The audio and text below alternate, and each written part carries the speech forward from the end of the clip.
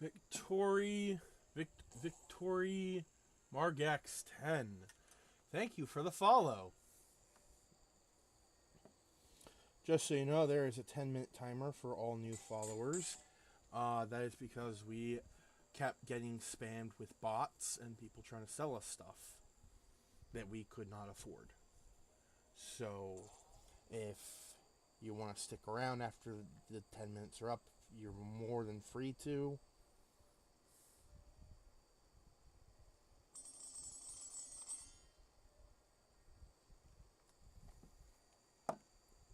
You can also make use of the soundboard.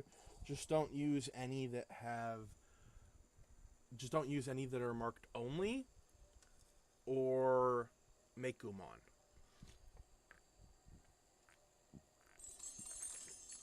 Because those are for specific people. Alright. Hello everyone, welcome to the stream. Vegas Bear here as always. Flying solo today because Gumon is MIA. He might show up later, so I don't know.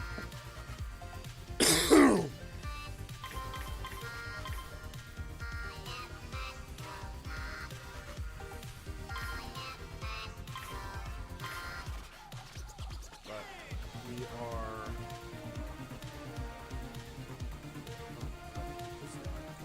we're back to ASTRO BOT today. We're finally back to the frickin' schedule.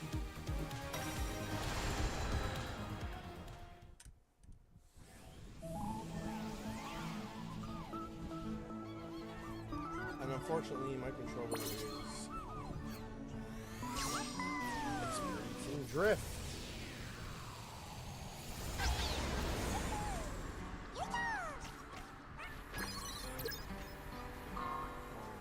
So,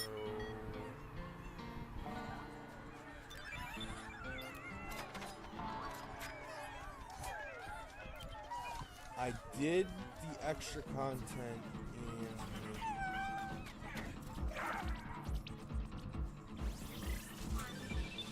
Oh, there we are.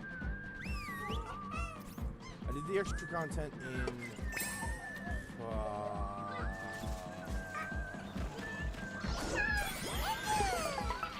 ASTRO BOT's Playroom.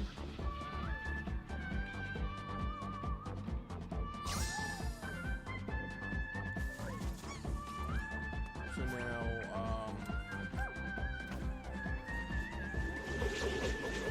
got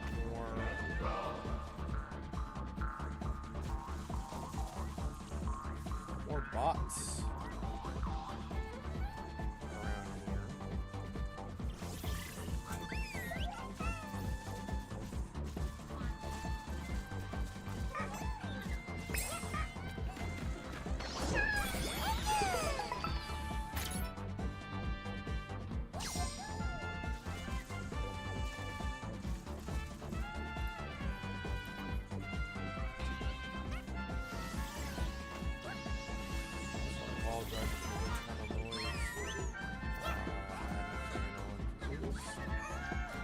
Quite warm.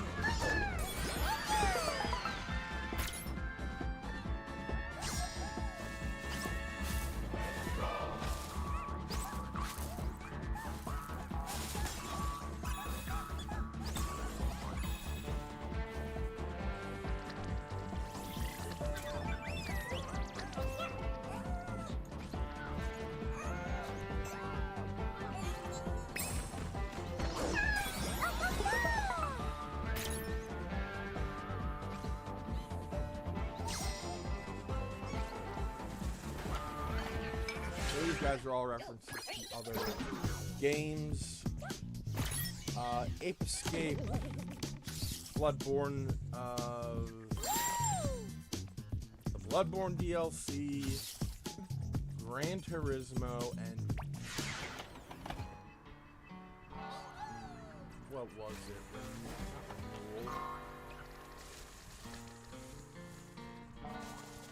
The one where you play as an astronaut and you die and then come back and then die and come back.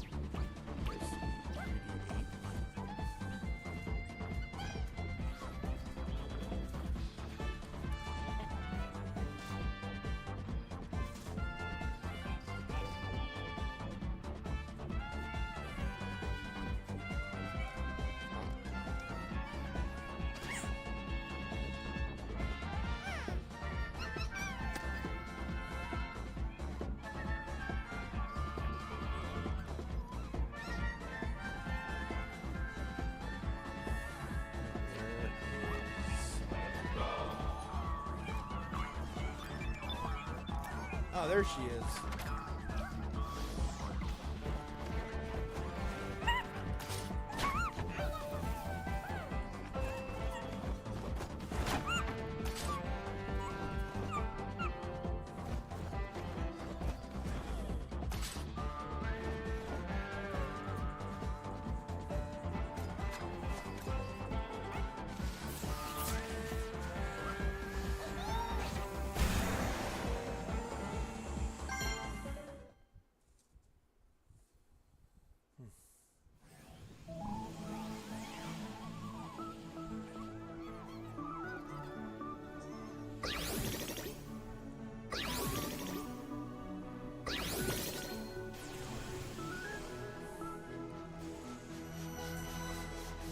Ah, yes, I forgot.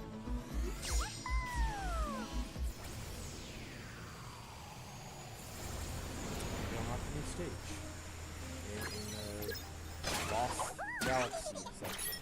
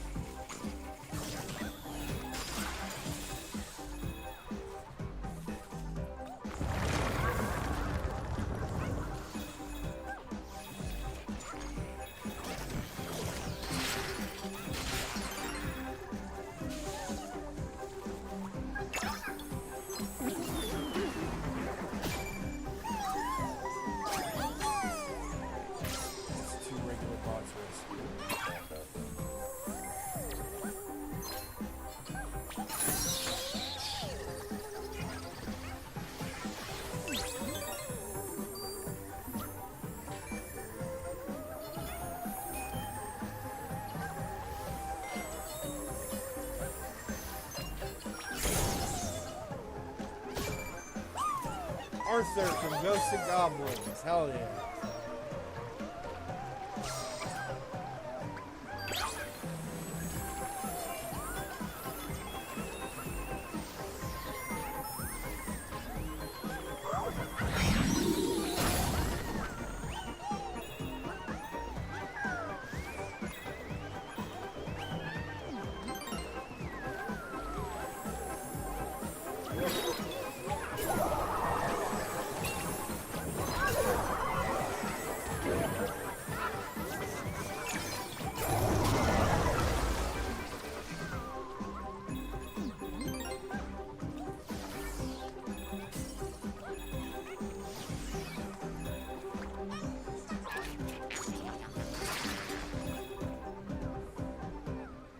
Sucks.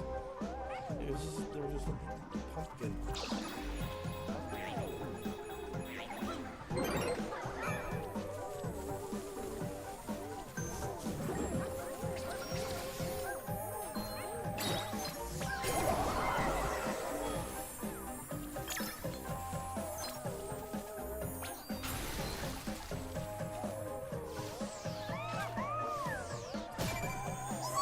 We got the skeleton from Medieval.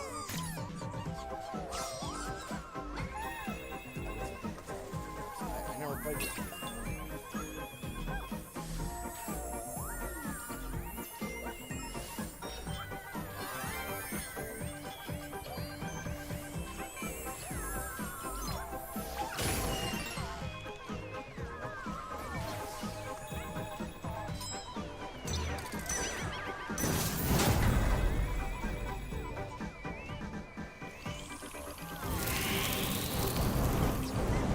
I don't have to blow into anything. All I have to do is just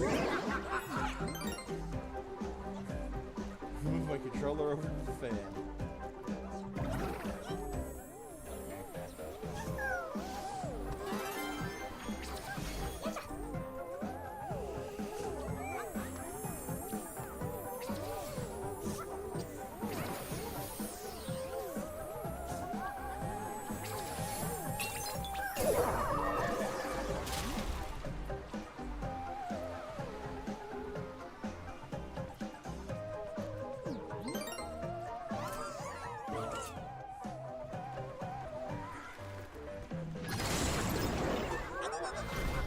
Crypto gang.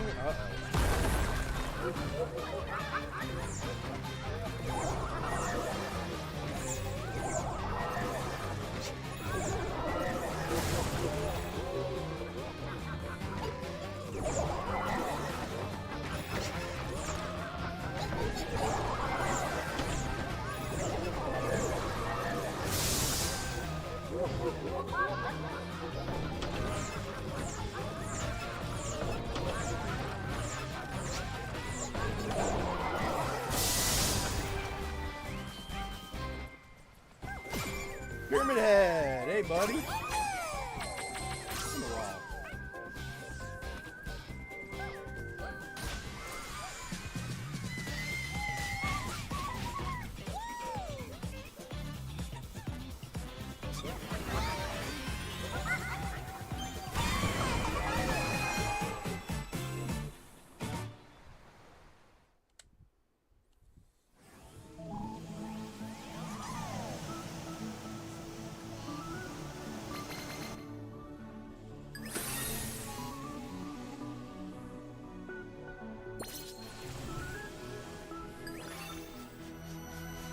Right, I didn't finish Free Big Brother.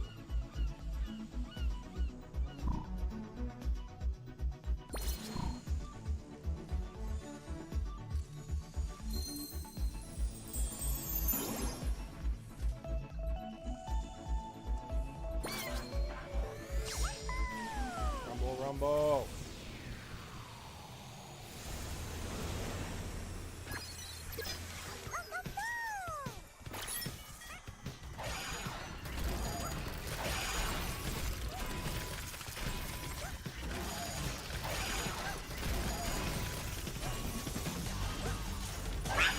Fuck.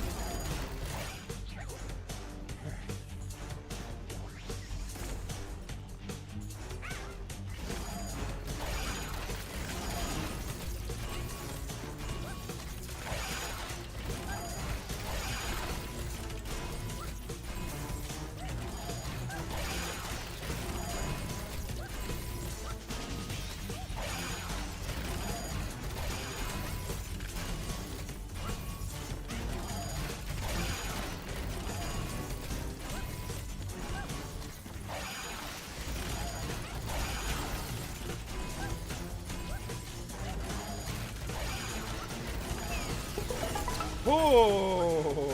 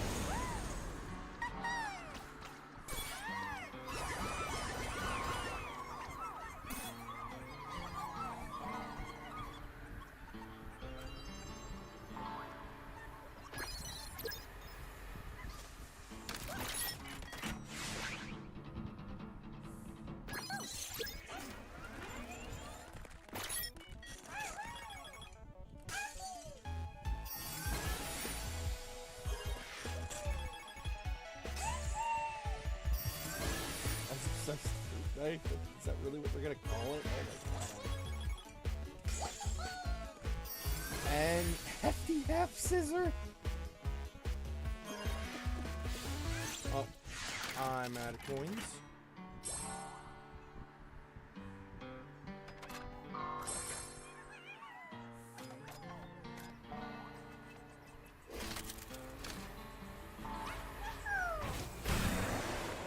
Time to finish. Go Free Big Brother.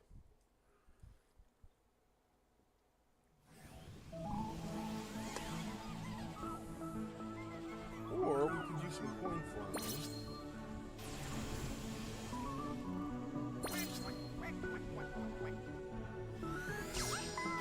A little bit of coin farming.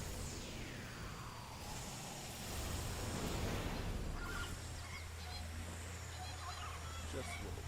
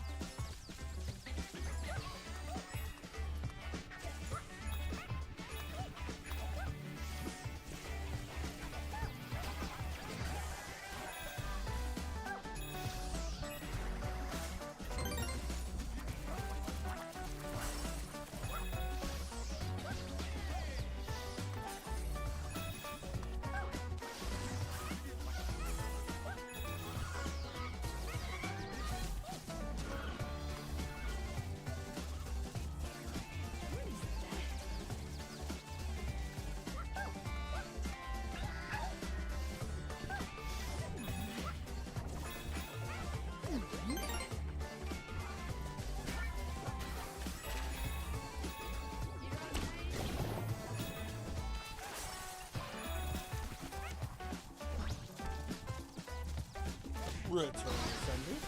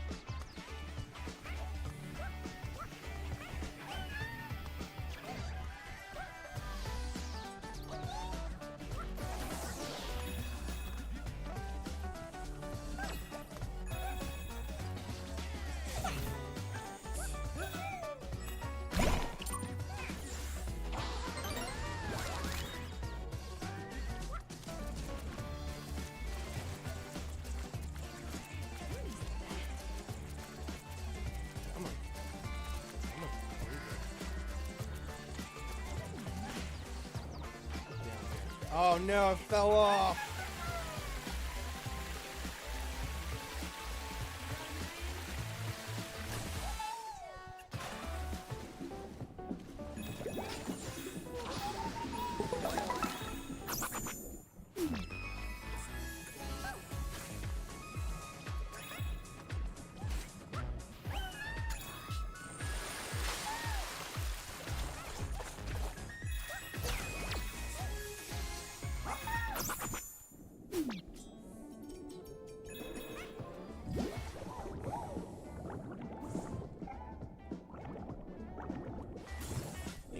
Said this the first time we played this level, but it's really cool that the audio is muted.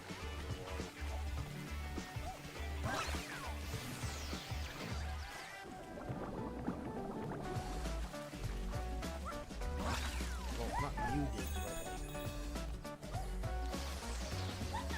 let's see where I'm looking for.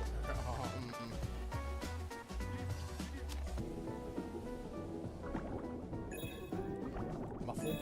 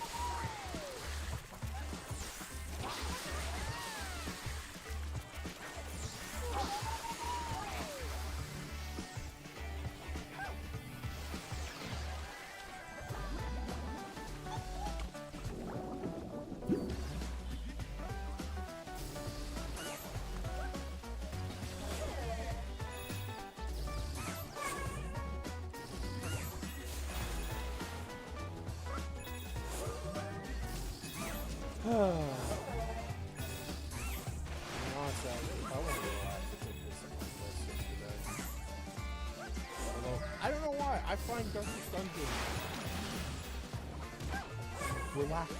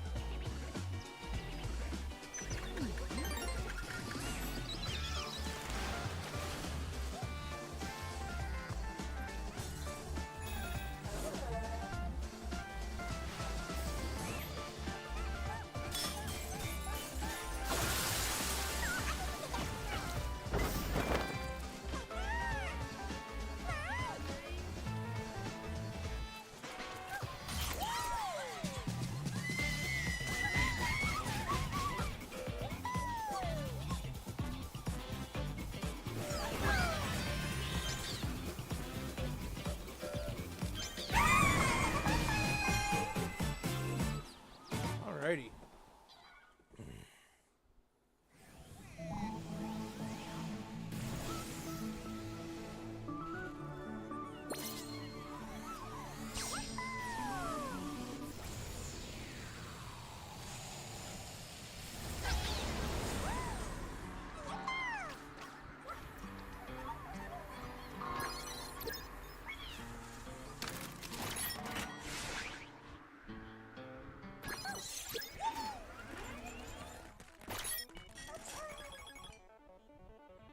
Oh. We've got a Mekumon.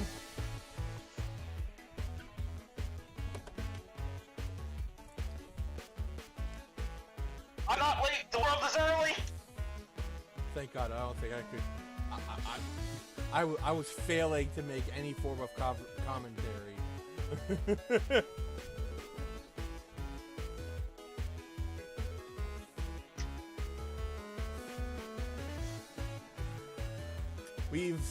We've only really done one level. It was as a haunted house bonus level in the Lost Galaxy. And then I redid the first level so I could farm some coins.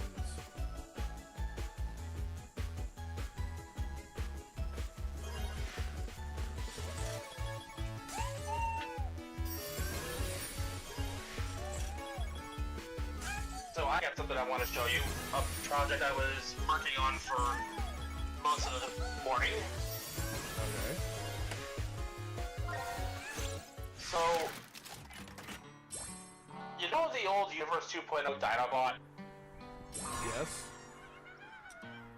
I've had one since it came out, basically. Alright.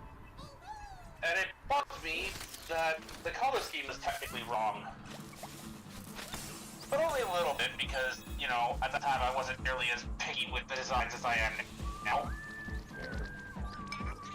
Hell, I'm still not all that upset over the mostly gray color scheme that's been canonized as what Shattered last Dinobot looks like.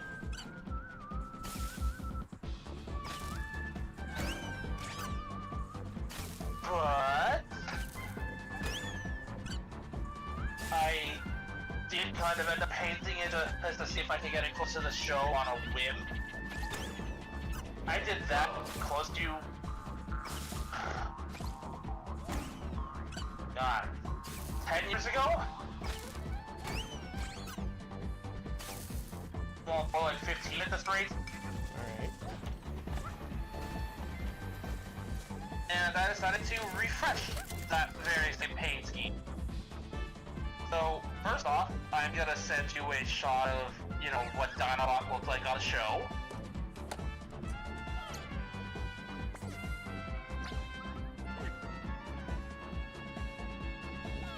And here are shots of one.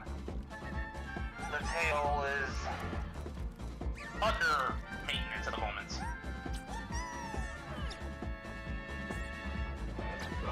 Nice.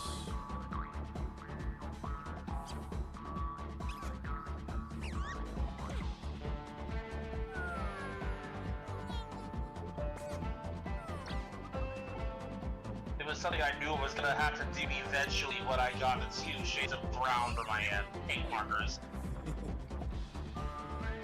Alright, make me one. Are you watching the stream? Yes, I am. Okay, so I did the bonus content in ASTRO BOT's playroom for extra bots.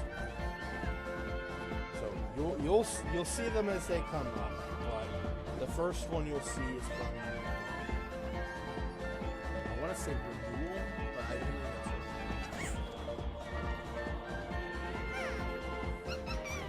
It's a game where he plays an astronaut, dies and comes back, and dies. Next up is a Gran Turismo Racer.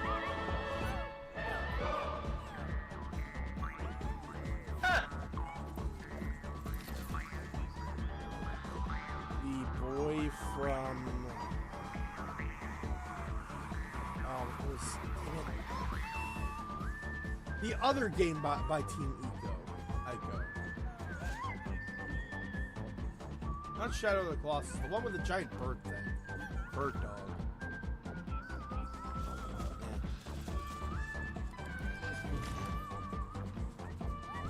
Yeah. Over here we have a soccer player. FIFA. Ah, yes, bought a handful of games that gets away with releasing the same game every year. We have another ape from Ape Escape. This one called the Greedy Ape.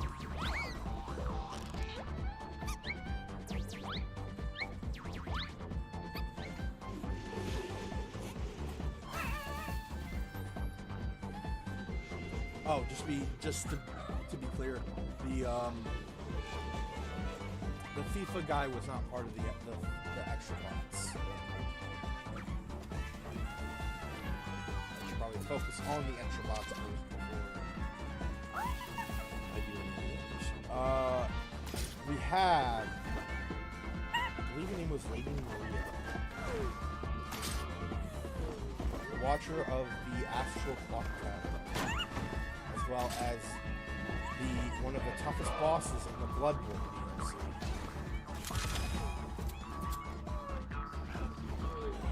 Who was the last one? Actually, no, that was all 4 of them. Never mind. All right, going on with the ones that we've gotten that now have their items. We got Pyramid Head.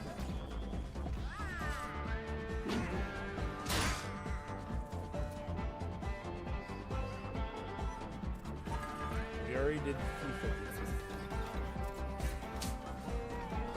I see Bros Magic and Rivet have their riches. Yep. We got Raiden from Vengeance.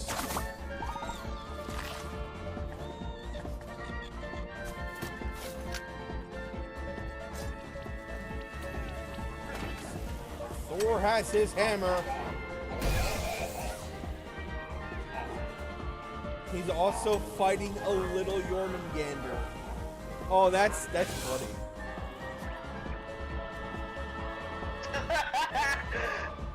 Nikia drops a hammer and electrocutes himself. That stuff doesn't look funny.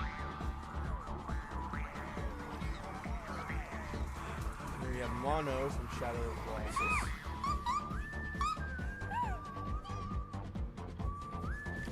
Which is a game we should definitely stream at some point.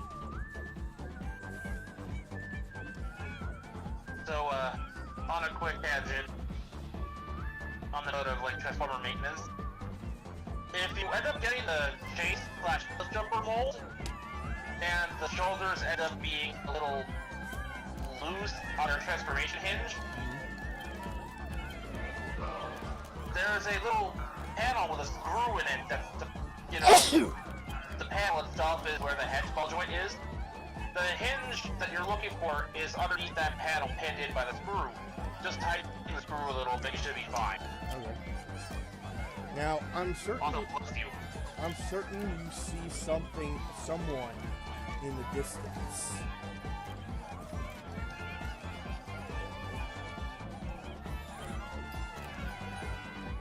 In the distance. It's flying at his cane. He got his cane and a sword. Oh, there he is!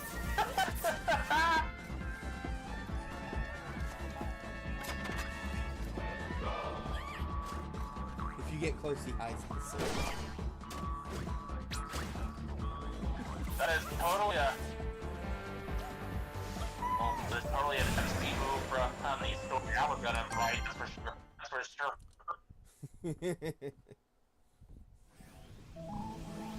Alright.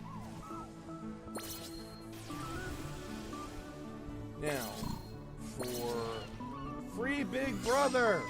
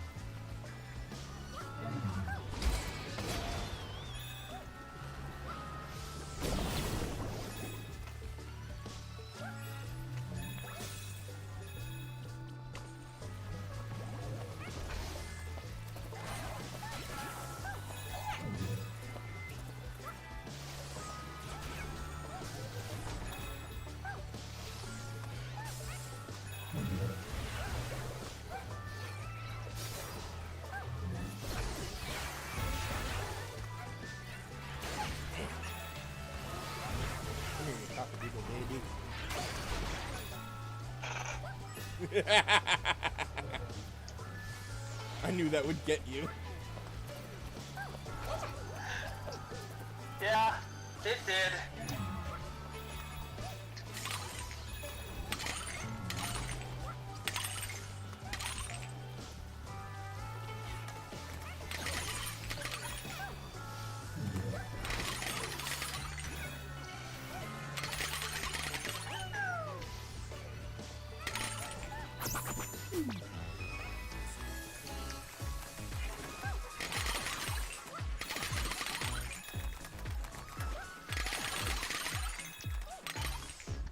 So, before I got to the stream, I was discussing Transformers stuff with Kraken and well, our mom. Not sure what the hell nickname to come up with for her.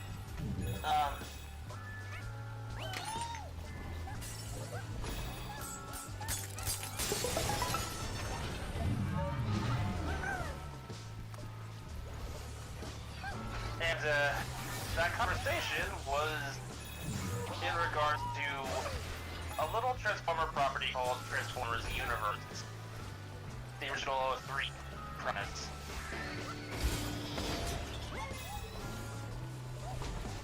It started off with us discussing, like, well, it started off with me kind of getting all amused and laughing about how Red just does not like it, which, you know, fair enough. But then I got into, like, some of the little quirks of its plot and the reasons why he didn't like it. It seems to largely be boiled out to Prestige's character derailment.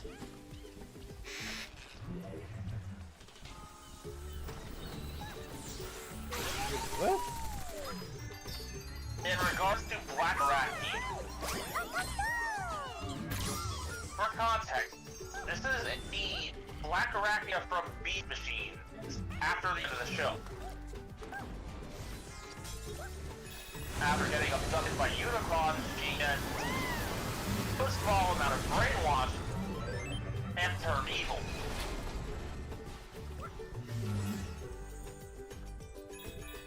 And it's up to Silverbolt, who came from the same period of time, but was forcefully rebuilt back into his Beast Wars body, to bring Black Arachnia back to her senses.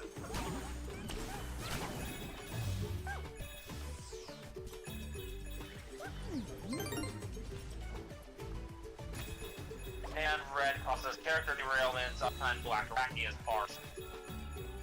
Which I can understand why he thinks so, I disagree.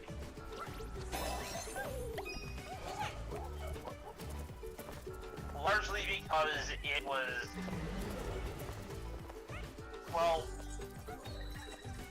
like I said, it was, you know, Unicron's fault that this happened. Effectively brainwashing. But it was also brainwashing that she was struggling against.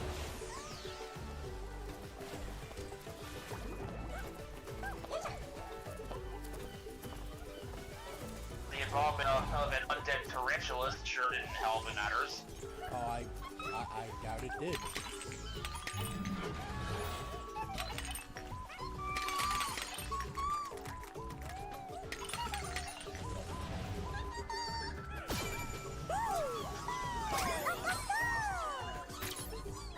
So, for those who are unfamiliar, the premise of Transformers Universe, circa 2003, is that Unicron, the eldritch entity that it is, he proceeds to kidnap Transformers from across time and space, trapping them within the effectively decomposing remains of his planet mode body,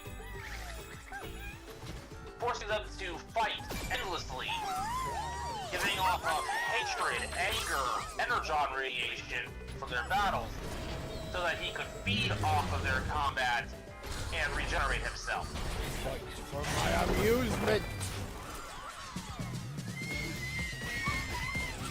To use a quote from Transformers Armada's version of Unicron, as long as hatred exists, I shall remain impervious to attack.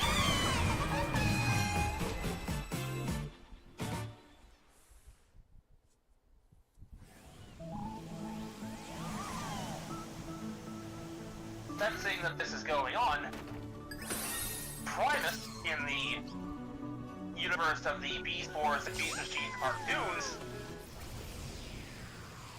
resurrects Optimus Primal and tasks him with infiltrating Unicron and rescuing as many people as possible.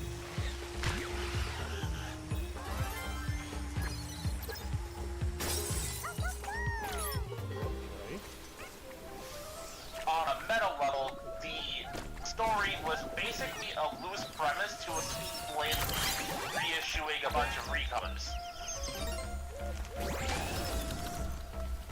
As the apparent radiation within Unicron's body caused Cybertronian recombs to alter. A little weird, but okay. For instance, I'm sure you've seen a brown, red, and green Optimus Primal. Yes. The one from this very toilet. The explanation for him looking like this is because he entered the body of Unicron to start rescuing people. That the radiation and some kind of computer virus that's supposed to make Cybertronians more aggressive, violent, more prone to hatred, that they were taking effect and more or less, you know, altered his body.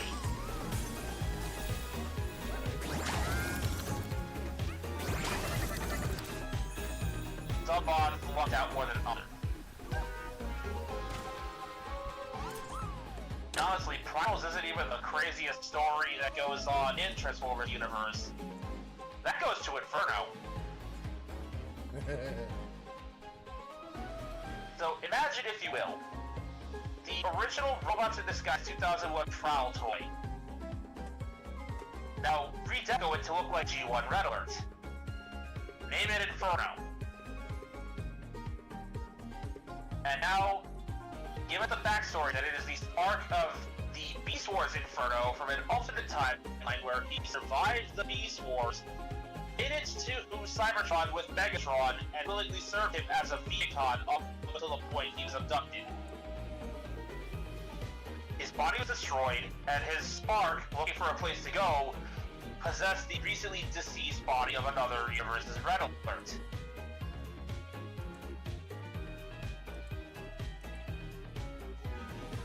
And that's how you've got the toy.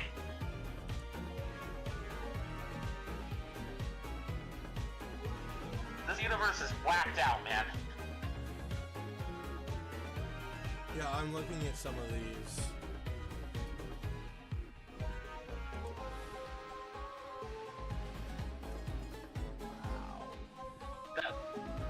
That radiation and virus combo is how we got Purple Silverbolt.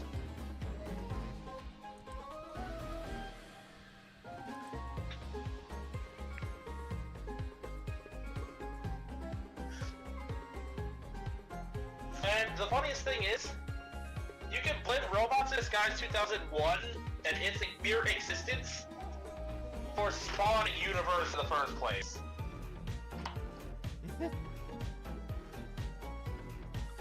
Because the premise of Robots in Disguise, like, okay, so RD01 proved to be more popular than Hasbro anticipated.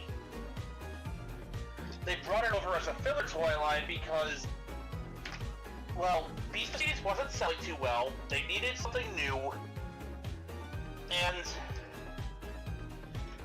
it seemed that people were more willing to import figures from Takara's Car Robots toy line, which would eventually become Robots in Disguise in the US, than buy anything from Beast Machines.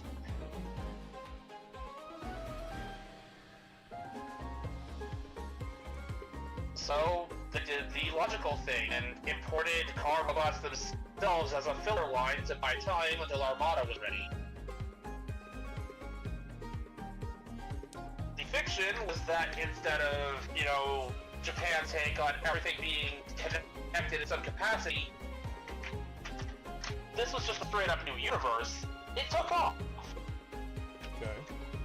And being a filler line both in Japan and in the States, and considering that it became one of the pillar realities of Transformers multiverse, that's kind of hilarious. It was largely comprised of recolors. Yeah, you had the occasional original mold like, you know, Gigatron slash Megatron slash Galvatron, or the Autobot Brothers, Team Bullet Train, the Build Team Optimus, and Ultra Magnus. But the majority of the villain forces, and of course the Spike Changers, are all recolors of existing toys. The Commandos are just the G1 Combaticons with a coat of paint. Scourge was the G2 Laser Optimus Prime. The Spy Changers were the Generation 2 GoBots.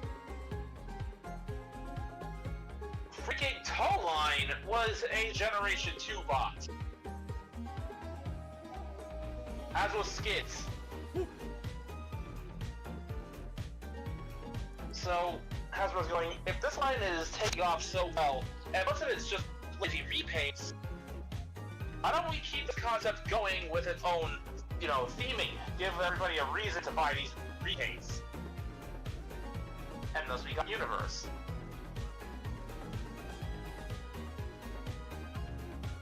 It was literally just taking the original concept of the filler line that Car Robots began as, and retooling it.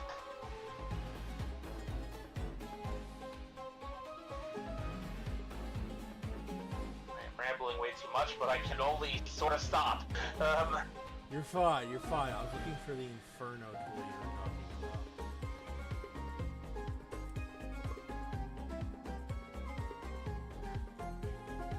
Yeah, the story behind that one is funny as hell, because they, even on bio, they describe it, albeit not in this precise wording, as being Inferno's personal hell, being trapped in a body designed to extinguish fires rather than start them. Yeah, that would drive an arsonist insane.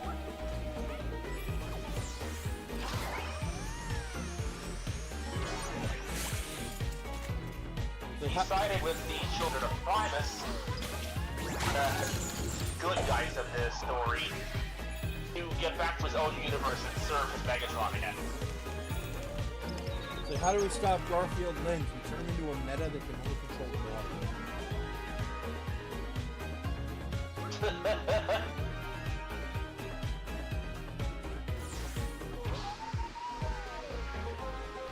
Now, there are some interesting things that came out of Transformers universe.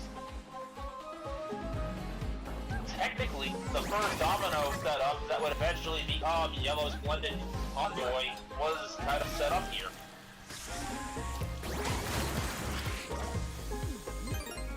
So, in Transformers Universe's toy line, there were two Optimus Prime figures based on the Robots in Disguise iteration.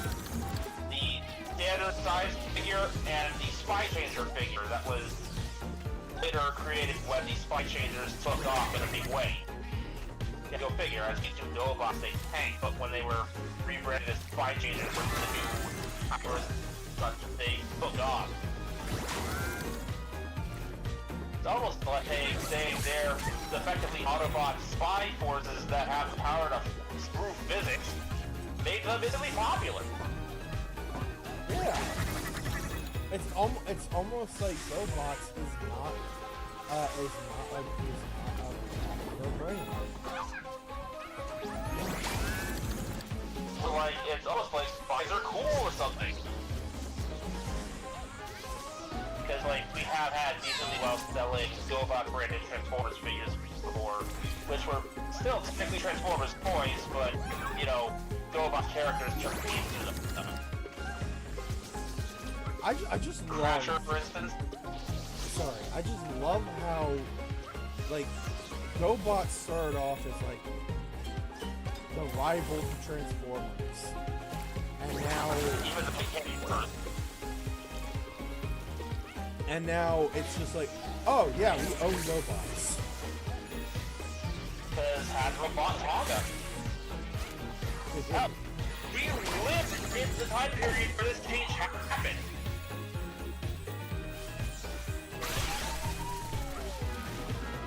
Like, we lived during, like, even though we didn't really, you know, have any concept of it happening at the time, we lived through that change of Hasbro acquiring Tonka and getting a bunch of their properties, including GoBots. Remember Rescue Heroes? Yes, why do I remember that? It was... well... imagine if G.I. Joe comprised of first responders instead of soldiers, and you got Rescue Heroes.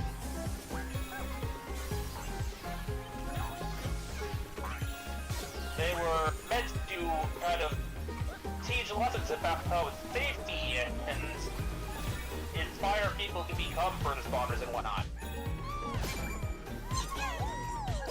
Well, this concept would eventually rear its, I don't want to say ugly head, because it can be done well, and we have proof of that.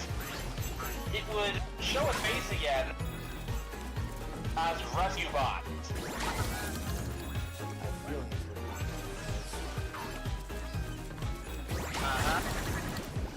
But I'm a comic. So, we had the Spy Changer Office, created after Spy Changers blew up in a big way. There were a bunch of R&D characters that were made, including one for Scourge, that would eventually get reverse repainted back into an Optimus Prime. Yeah, for once the Black Reaping came first, and the universe just kind of got a confused migraine.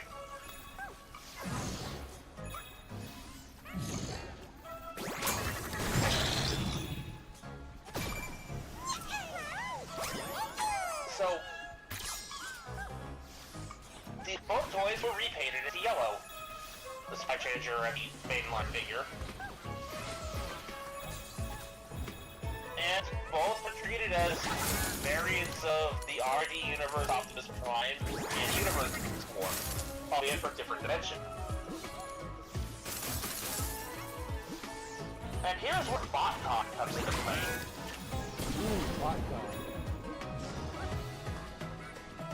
So, over the years, BotCon has had special events where voice actors will read scripts, either for original stories or to reenact certain episodes. One such example is during Transformers Animated's time where we got Me in the City, which was a story of a Transformers Animated characters getting thrown into the Transect universe. Axiom Exit. And at an earlier point, while Transformers universe was still in full swing, they got a bunch of actors from G1 and some other Transformers shows to reprise their roles of their characters from those shows who were involved in the universe war. Bumblebee and Drax got displaced from their own universe, and from their dialogue, it was at the point after the events of the movie, so we know Drax survived the movie.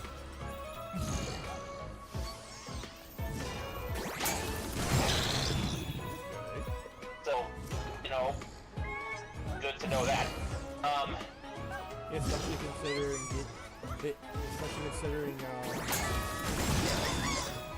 Died in the storyboards. well, one of the inciting incidents for the records in my story involves his brother.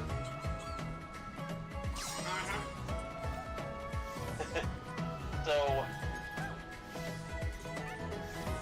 then a bunch of Autobots spy changers from a universe where all the Autobots convert to spy changers thanks to Skybite, and buckling the mission so hard it affected everybody.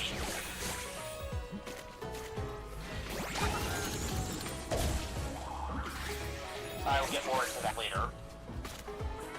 See, they had a contest for this script reading. A fan could win the opportunity to voice this spy changer Optimus Prime, who was just stated as your standard default Optimus Prime for the time being. The winner of this contest was a female fan. Given time, I can probably get the fan's name, but I don't want to really announce that on screen. Don't dox anyways. someone this way.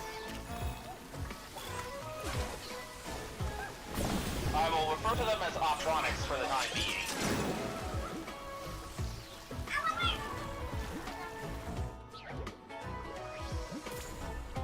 So, Optronics here won the opportunity to voice Optimus Prime.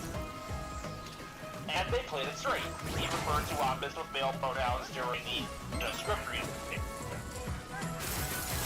ASTRO did something completely and utterly unexpected, though.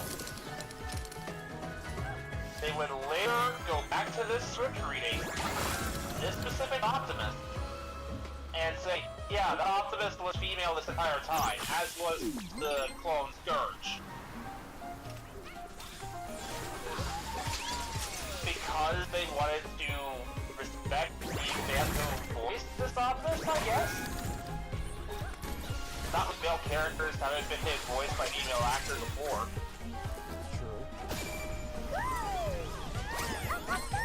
But that inevitably gave us the first female Optimus Prime in history.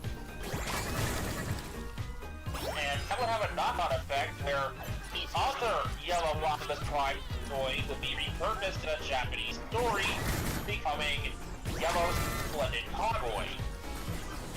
Another female Optimus lookalike.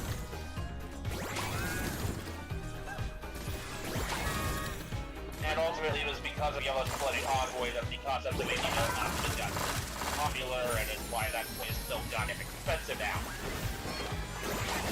The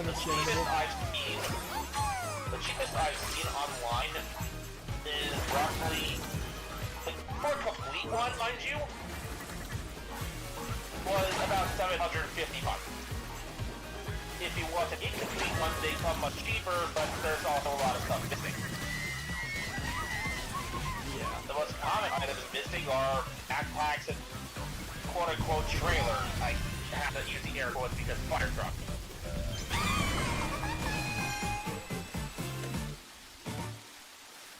It's also because of the splitting convoy that people were, well, some people were incensed over the fact that already Omega Prime was a Hadland. Instead of, you know, mass retail commander classes. Which we've been over that before. The Optimus would sell, but probably not the Magnus. And even if the Magnus did sell, they'd have to be smaller with features gutted in order to fit within the price point.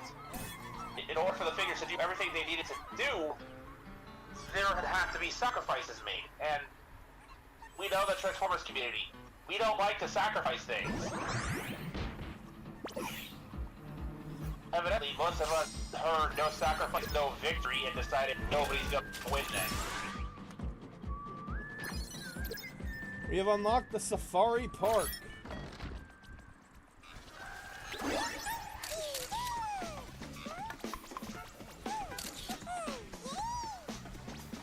So, basically, this is an area that has, like, all the animals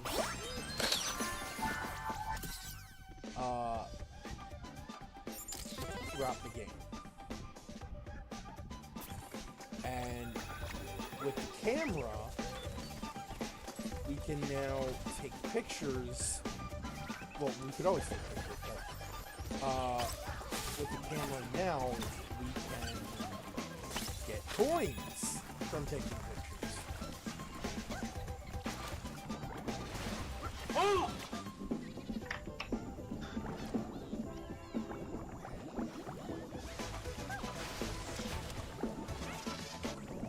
What is this crap? I told you to get me pictures of Spider-Bot!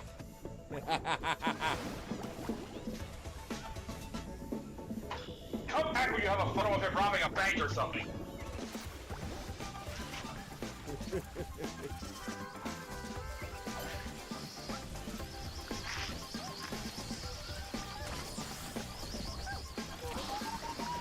Yeah. Given the recency of Yellow's Splendid Convoy, you can see that Transformers universe still has a way of affecting the rest of Transformers to this day. Yep. But that's not the only reason that Red has described his taste for this particular, you know, storyline. Because it especially affects the Unicron trilogy.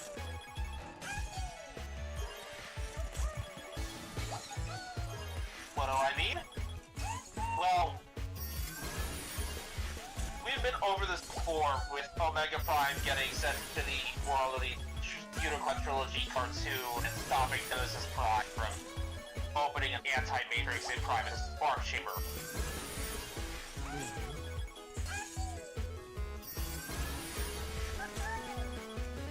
It is because of the events involving that specific Nemesis Prime, which came from the Universe toy line, and the Omega Prime display that was involved in this battle came from the Universe War, and ultimately the dead Matrix being used to revive Unicron, and that being sent to a removed Unicron, you know, influenced via the black hole, turning it into an ordinary black hole, that Red feels that Transformers Cybertron is retroactively hurt by the existence of the story. Because just closing a black hole that is still big enough to swallow your native universe is heroic enough, I guess. It has to affect the entire multiverse or nothing. I mean, we've talked about this before. One of Red's issues is scale. It is. Like, keep in mind, whether the Autobots of the Unicron Trilogy universe realize that the Unicron essence of the black hole was missing or not, it doesn't change the fact that they still went out of their way to scour the universe, chasing what they considered a legend at that point, for a quartet of mythical artifacts they weren't even sure existed, let alone the Omega Lock itself, to steal the black hole and prevent it from killing billions upon billions upon billions of planets. Alright. New characters with items. First we have the character from Journey. Didn't you play that game on stream once? I don't know if I did. I know I played it. We have the protagonist from Infamous Second Son. Yes, you did play it on stream. I remember watching you play it. Really? Yeah, it was back before my phone decided that it didn't want me to watch your whole screen share thing. God, those are the days. I don't remember that.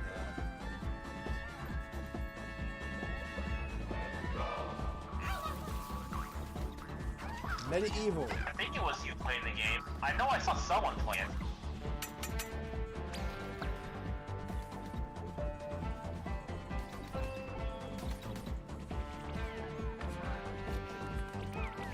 We got Cindery.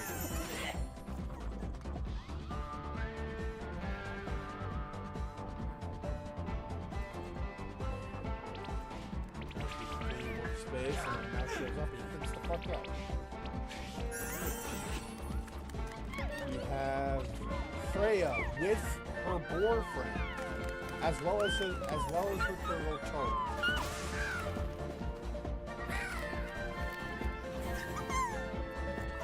The mouth. We got Kratos. Oh!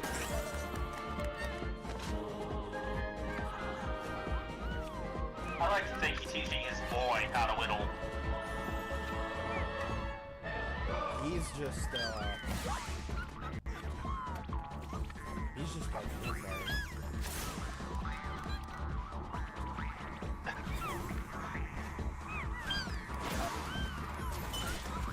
I think Fran started collecting when Kratos froze you.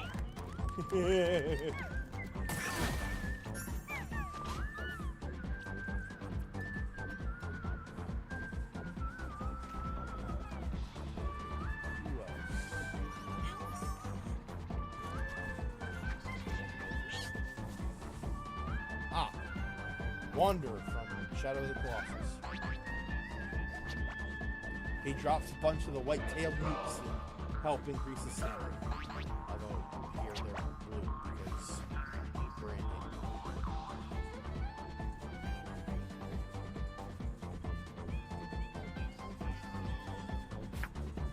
Is it sad that you mentioned youth and my brain goes to a Nickelodeon joke called Cat Scratch?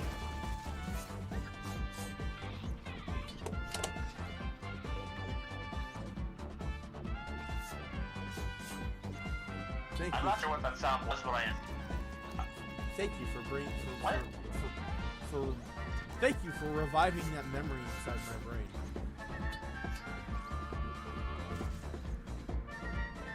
To this day, I still don't know.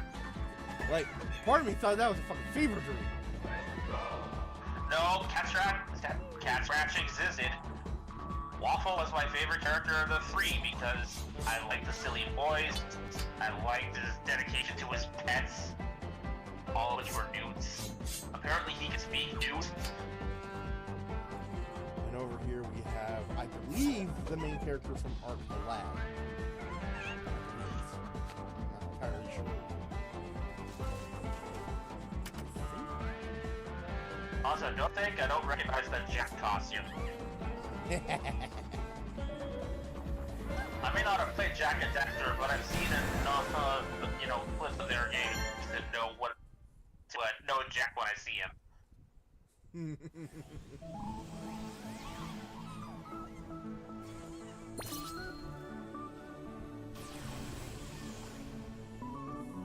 So, finishing up up my discussion of Transformers Universe with just a little bit here. When Transformers Cybertron came to a close, still before they closed the black hole, but like you can see, like, the series is coming to an end. Around that point, the Unicrons that they were all, fighting about in Transformers Universe had started collapsing on itself. And honestly, it was some apocalyptic shit that you can see in the comics there. Like, entire landmass is collapsing into an inky black substance. Like, you even see the children of Primus, partly consisting of just Autobots at this point, cheating their comrades through the open portal to get as many people to safety as possible. Like, Omega Prime is combined and has comrades in each hand, and he's throwing them into the portal. Optimus Primal has his hoverboard with people riding aboard as he's, burying people into the portal. Ultimately, the Optimi are the last ones to leave. Which, backtrack.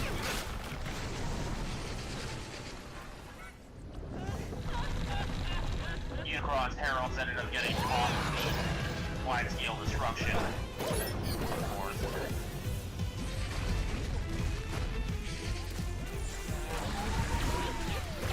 One of which is probably the most interesting iteration of Storm's I've ever seen, just for how freaking ass-backwards he is. He believes that by serving Unicron, he's fulfilling the will of Primus, and that his power is divinely ordained.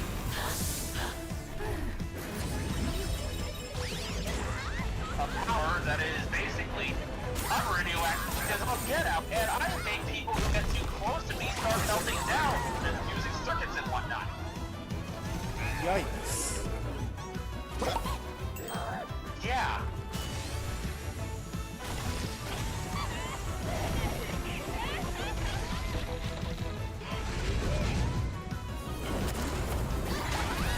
He believed that power was given to him by Primus to judge the unworthy and destroy those, well, again, unworthy.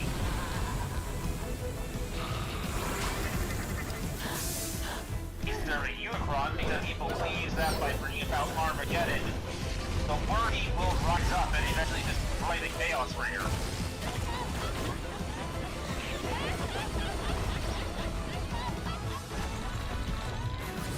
He's not quite saying that one. Yeah, it sounds like.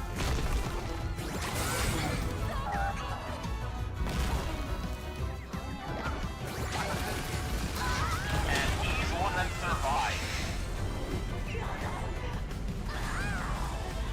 He managed to escape the collapsing universe that this Unicron had, marked his Kathy in.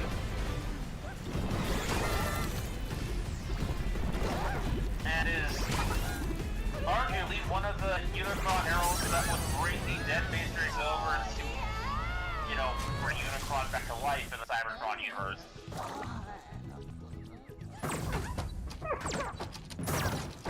I say arguably because I don't recall off the top of my head if he was actually there or not. I just know that he eventually made it out alive.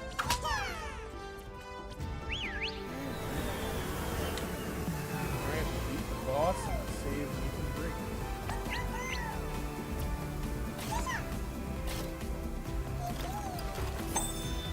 And I love this part. He has his jewel, and he's like, yeah! I got the jewel, I'm gonna do it. Oh no!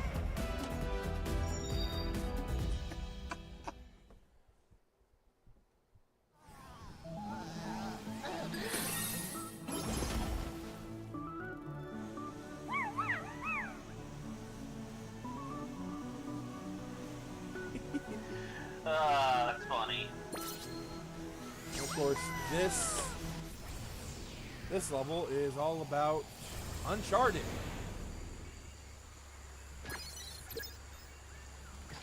Dude raiding.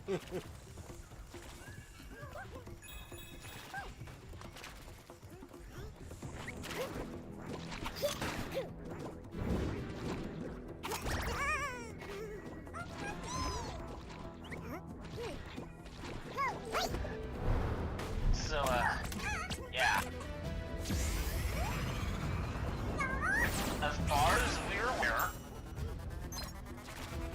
the Omega Prime that got brought into the Unicron Trilogy universe, which we know is the one from the RID show,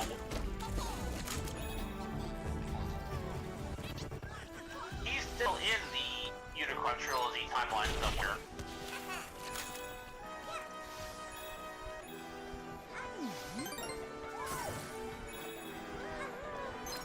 As for Optimus Primal. Sorry, go ahead. No, I was just saying interesting. As for Optimus Primal, we don't know what happened to him. He was the last person to leave.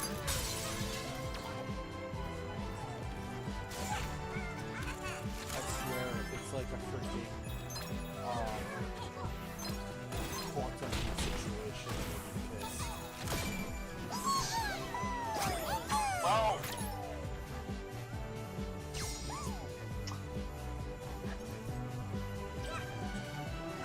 funny you mention that. Oh god. There is a version of Optimus Primal that kind of started pulling that stunt. Where he traversed time and space to go where he's needed and will possess the body of a person who is currently in that universe at that time in order to do the job.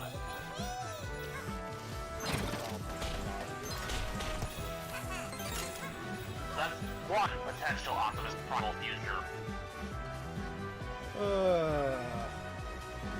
So that's largely in the Japanese alternity continuity system, so make of that what you will. We know it's a variant of the American Optimus Primal, not the Japanese one, because the person responsible for writing it just has an open preference for the English dub of these words. There were comedy elements, but comedy did not rule the freaking story like it did Japanese dub. You know how early anime dubs here were like ridiculous for how bad and cheesy they were? Yes. That's Japanese Beast Wars in a nutshell. It was almost entirely improv comedy.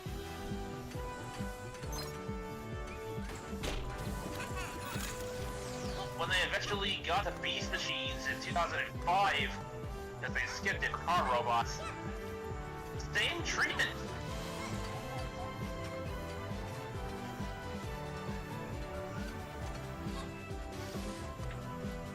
It failed largely because it was also on an extremely niche channel that you had to like have a specific video game console with a specific adaptation in order to watch. Huh? Yeah, I'm still kind of researching that because that is weird.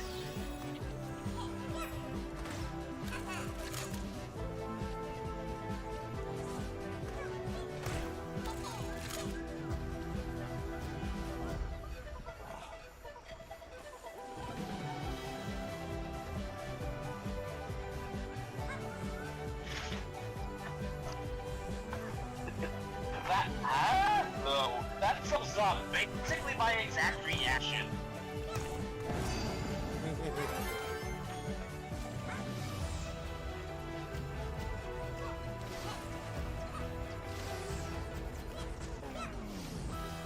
Ah! Nope.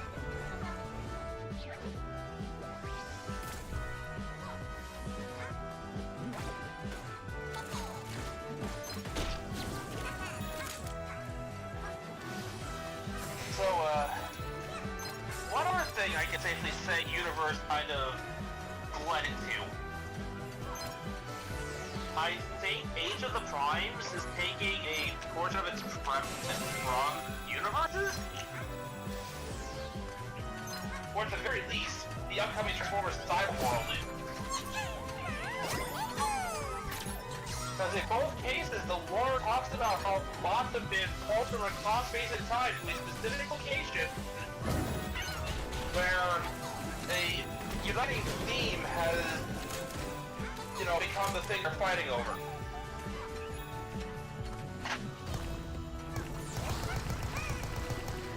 In Age of the Primes, it's the 13.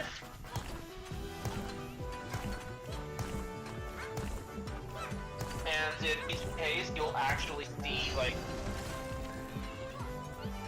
for the characters who aren't individual primes, we'll have little information thingies on, which prime is this character descended from?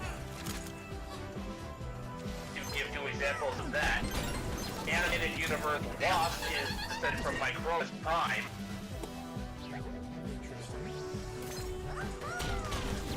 Considering he's the progenitor of Minicons and all things tiny, that is on the nose.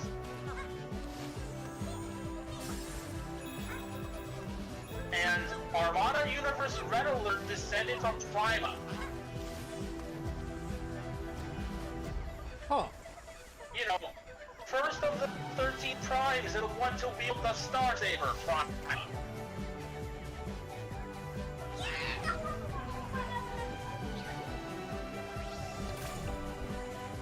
That's interesting. Supposedly, you can tell which of the 13 primes that one is descended from based on certain personality traits or quirks of their design. Which then brings me to Armada Red Alert. He was a fierce Autobot warrior before he became a medic. You want to know what made him end up changing career paths? What? Losing his left hand in a battle with Starscream. That was gonna be... that's what I was gonna guess, actually. Yeah. Starscream is...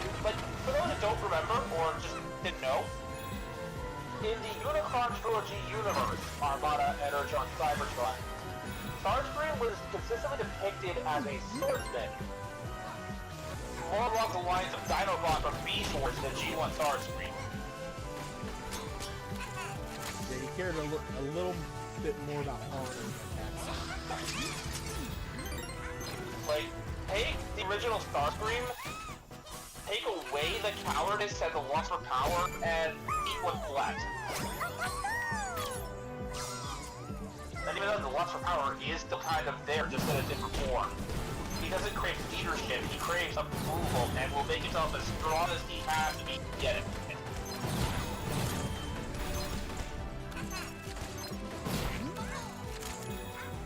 To quote his dying speech, I tried to get favor from you, but nothing was ever good enough.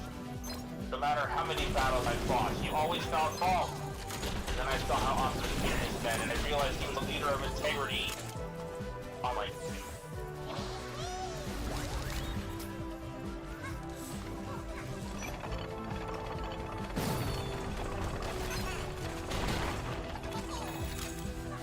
Quick tangent, I think that's actually one of the few things the English dub of Armada did better over her Micron Legend.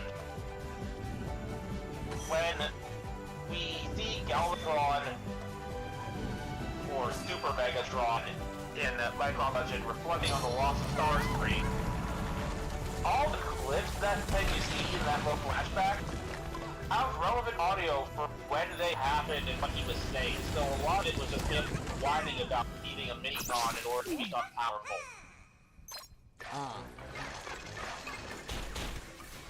In the English dub of Armada, it's a replay of that dying speech, showing Galvatron truly taking Starscream's words as fuck. Which is both an excellent character moment for Starscream and for Galvatron.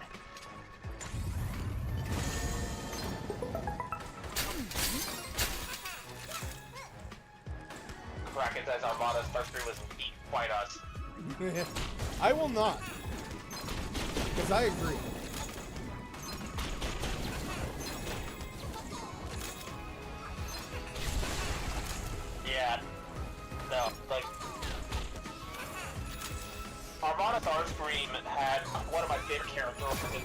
before. And the Beast vs. Dinobot comparison was not by accident. Because if you really look at what Starscream goes through over the course of Armada, character-wise, you're gonna see a lot of echoes of Dinobot's, self-termination issues. Finding his place in the universe. And ultimately, dying to save a large group of people from a greater evil.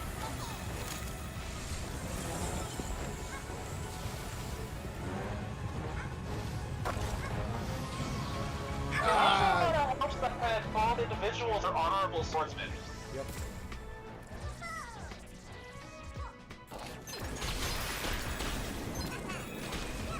You were about to say? No, I mistimed the jump.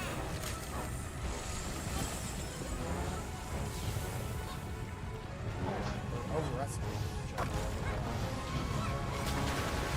You overshot where you wanted to land. No, I undershot it. Ah! That time I overshot it.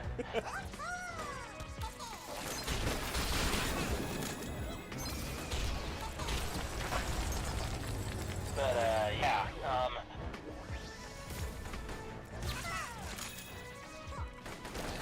it was through battling that Starscream that Red Alert lost. Yeah.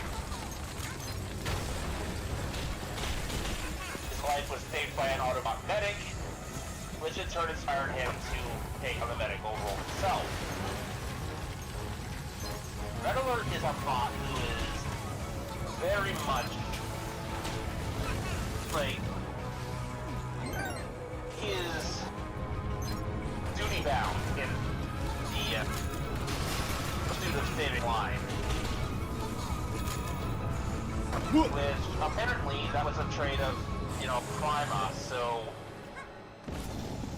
Okay, there you go. Yeah, I can see it.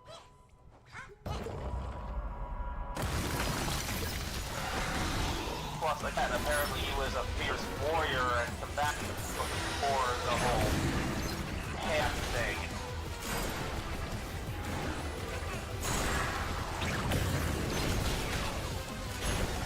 Which makes this next part especially hilariously morbid.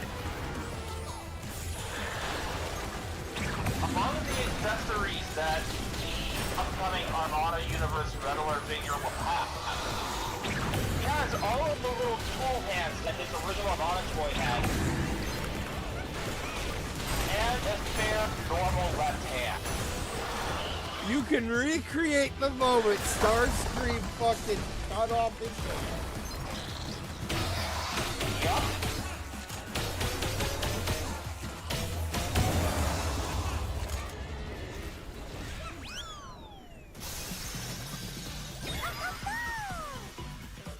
We got another ship part.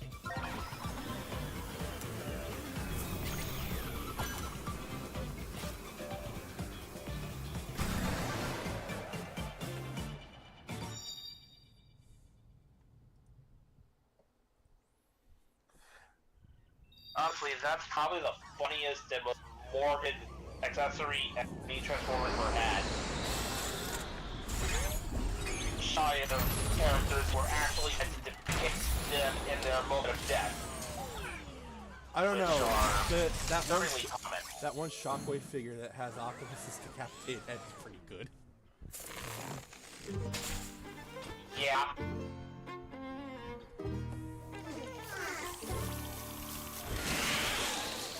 I think my favorite part about that one was the fact that when they showed off the figure on the Hasbro Pulse streams, they basically said, now, I can't tell you to rip a head off the Optimus Prime, but, this alternate head has a socket joint that's just the right size for your Earthrise or Prestige Primes.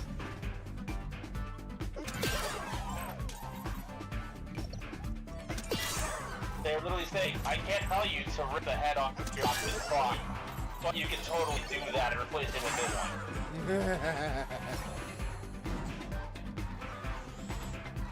You can technically also do that with your Studio Series 86 Optimus, but the head's really too small.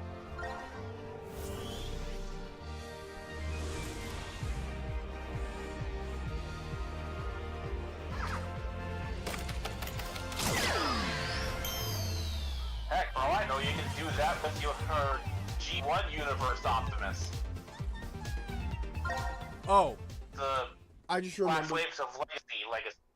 I just remembered something. I'm gonna send you a picture of it explains how the PS5 ship works. Okay, cool.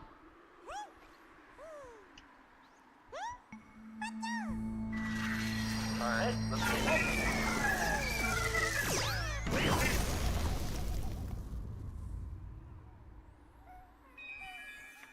Oh, that is so damn cute.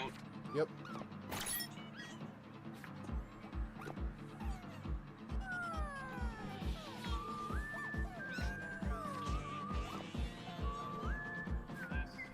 I love it.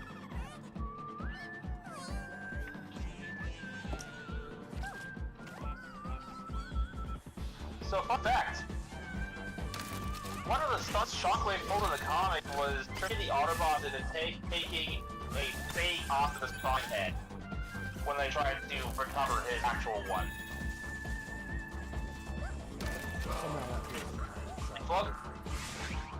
They took it onto his buddy, and the personality seemed Optimus Prime enough until he started attacking his Autobot.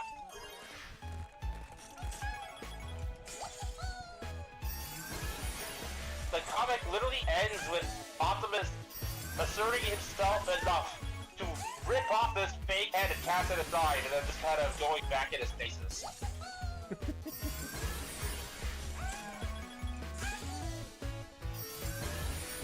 Optimus Prime, decapitating things as G1.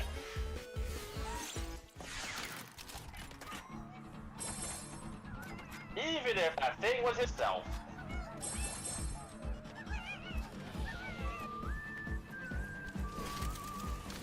Got a new costume I don't wear.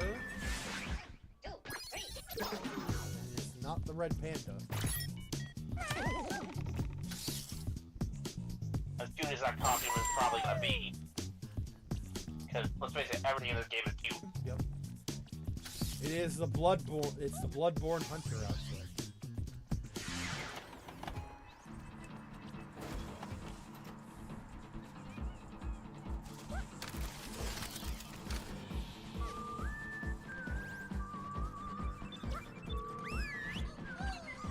So, I was gonna say, let's be completely and utterly honest here.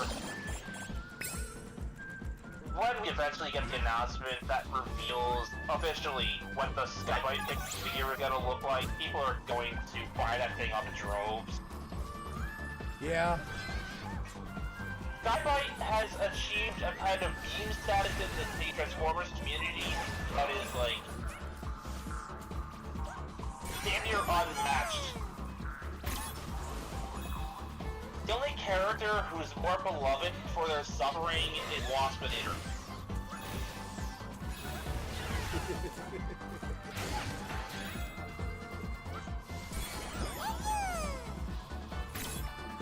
Honestly, when I have the money,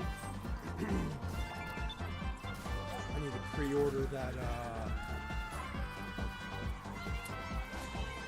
silver part. I'm not missing out Oh yeah, on the that. Combiner one? Huh? The Combiner one? Yeah. Because I'm not missing out on another fucking combiner. Good luck with that.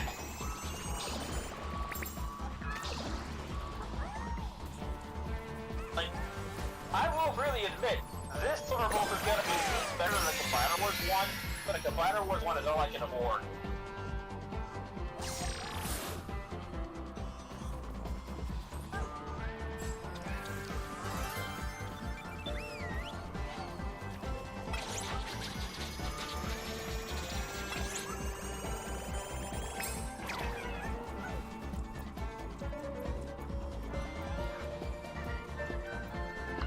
mean, I'd love to have had that G1 style Menastor as opposed to the Final Wars one, but again, the Final Wars is the only one I can afford. And it's too, like, I don't know what it is, but like that breakdown became impossible to find.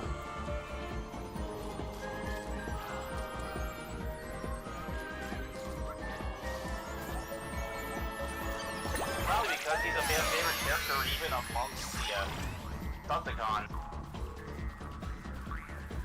I believe Transformers Prime.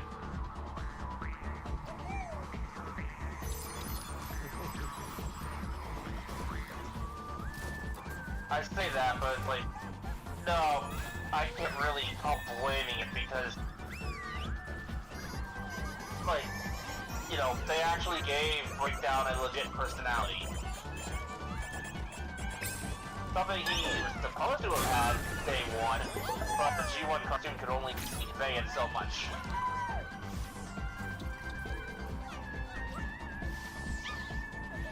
That being, Breakdown is paranoid.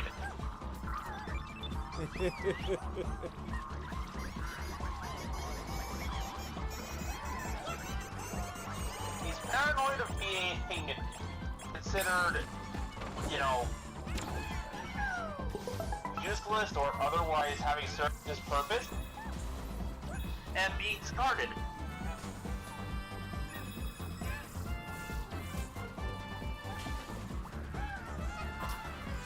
Okay. Among other things.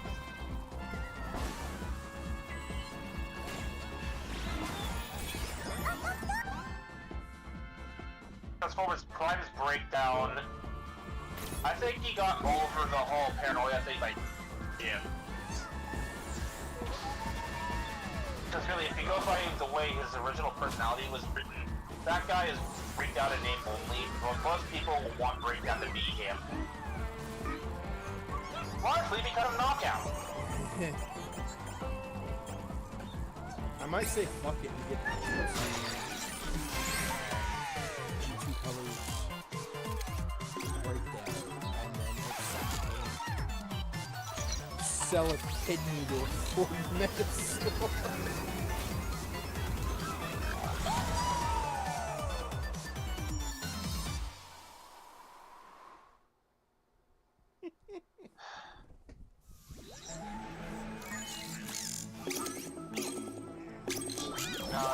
If I'm gonna sell organs for something, it's probably going to be whenever HasLab decides, okay, let's do Team Bullet Train, or let's do Gigatron, or hell, why not Landfill? Or Optimal Optimus. Or Optimal Megatron.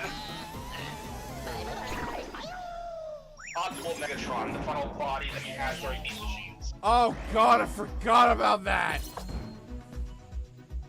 I'm genuinely surprised they never did a pop exclusive requel of any given Optimal Optimus toy. Be it the original or the Prime's one, where the Optimus Primal portion, the Optimal Optimus head, and of course the, you know, transforming Optimus Primal backpack, are just retooled into Megatron. Like, I'm surprised they never did that. But again, Esports has a lot of figures that should have happened but didn't. For instance, there's a pair of repaints that actually exist in the show that never got toys. Really? Those being Predacon Rhinox, the purple and silver recolor, and Trigger Bladarachnia from the episode of the same name, The Trigger, where she gets recolored silver. Those have never gotten toys. You know, all the stock of repaints and recolors reminds me of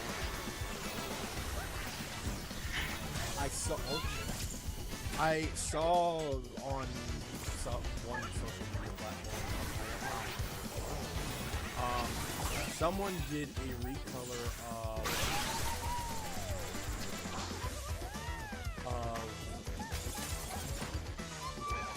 Earth Rise Optimus, Enterprise Optimus Prime.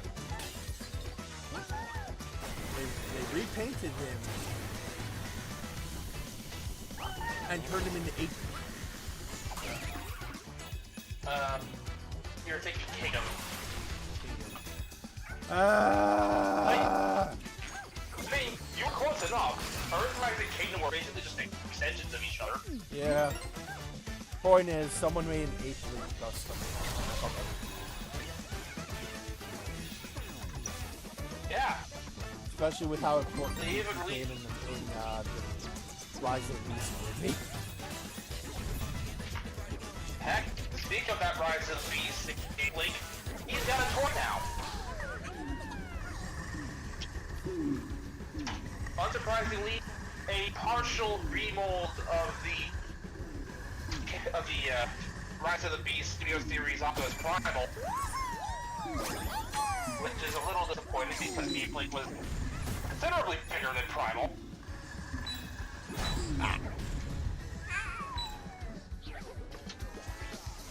But I guess we didn't have room in the budget for a commander-sized gorilla.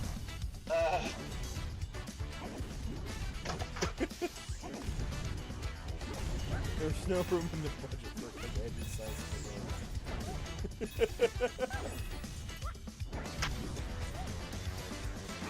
I don't know why I find that so funny.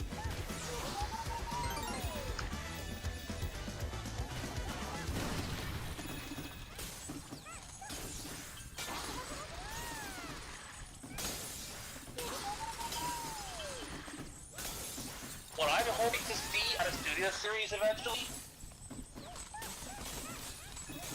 like, they basically outright said a few years back that if they were going to do Rodimus Private Studio Series, it would more than likely be a partial or bit of repaint of the Kingdom Rodimus Prime, which makes sense. He's about as close as they're going to get. Maybe a new head sculpt, maybe just a new paint scheme for the head. I myself have proven that just changing the silver on the face to the light gray has done the sculpt a lot more favors. So we got a new power-up. I call it the Iron Pot.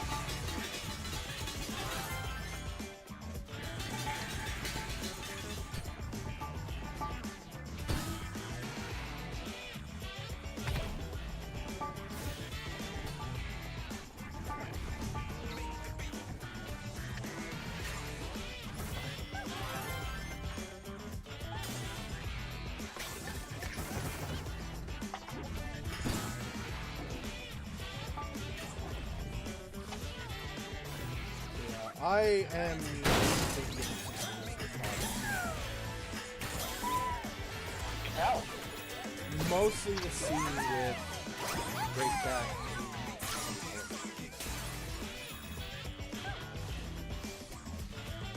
I'm thinking of not having to have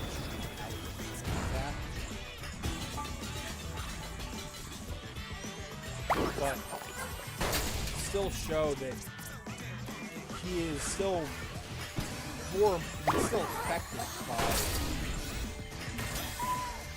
Metal Hawk.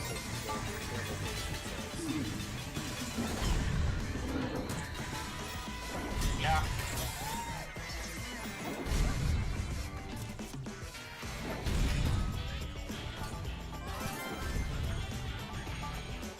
One thing I like I've about got a picture I want to stick out. Go ahead. I was gonna say, like, one thing I like about the Iron Pot is that it can be crushed.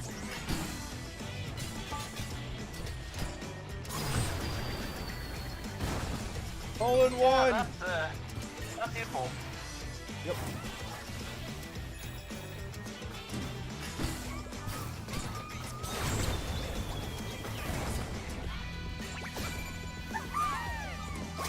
Okay. So, there were a couple of things I went to do with Odyssey myself. Specifically, given the backstory of kind of have injected into, you know, Metal Hawk and Quiet Extension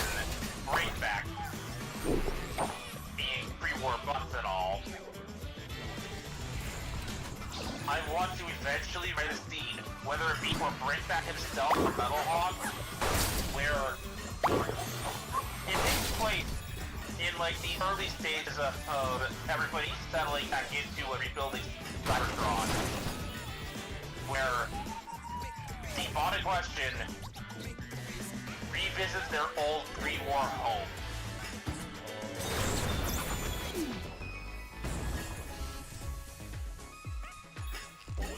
And it all depends on where you want me to go with that. Because I can do ruined or despite it all with prestige, depending on where characters live. And, you know, the kind of fighting that happened here. So, I mean, it's pretty obvious that for Mohawk, it would be destroyed considering he was like pre-war ability, essentially.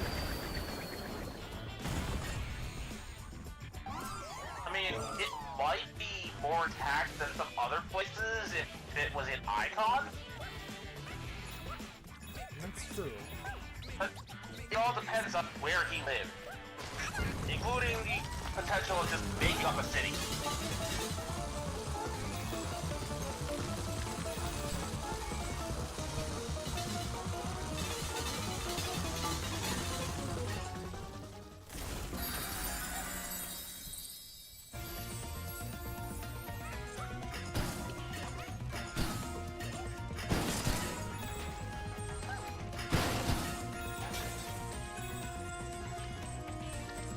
But like,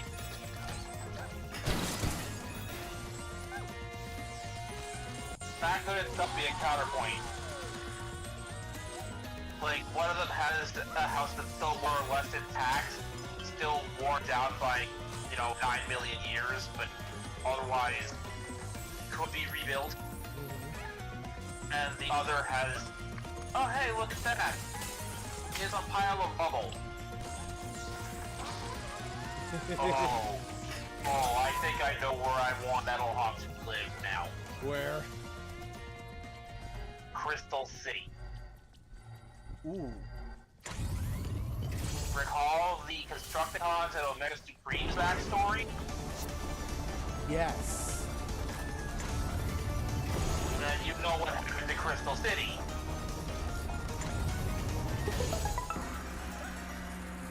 Because a city made entirely of crystal like that, you can just feel the upper class philosopher type blue blood bots just living here. Yep.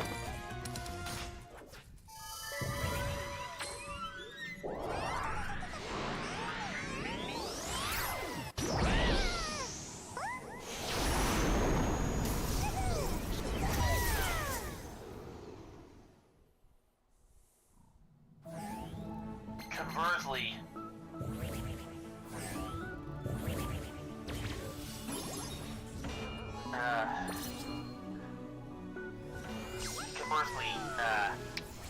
Breakback lived in what could be gracefully called a Cybertronian suburb. Yeah.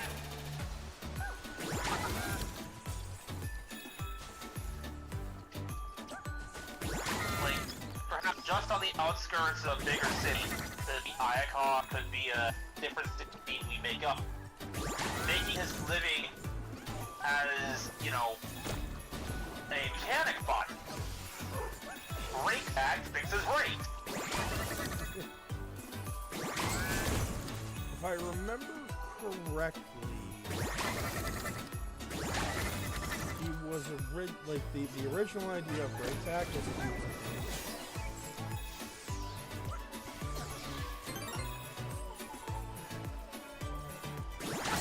then I could see his, like, I could just as easily see his original name being, like, keep your whole pun name of Break, like, hard break for Breakback, but instead call it Breakneck, like Breakneck Beans.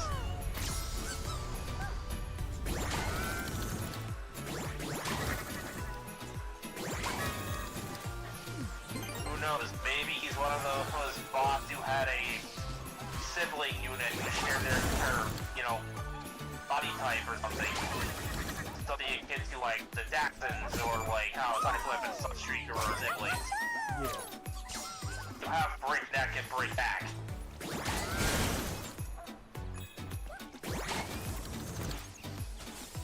Which, you know, if he lost Breakneck in the war after Breakneck became an Autobot or something, That would explain. that's on the. That would explain why he was neutral.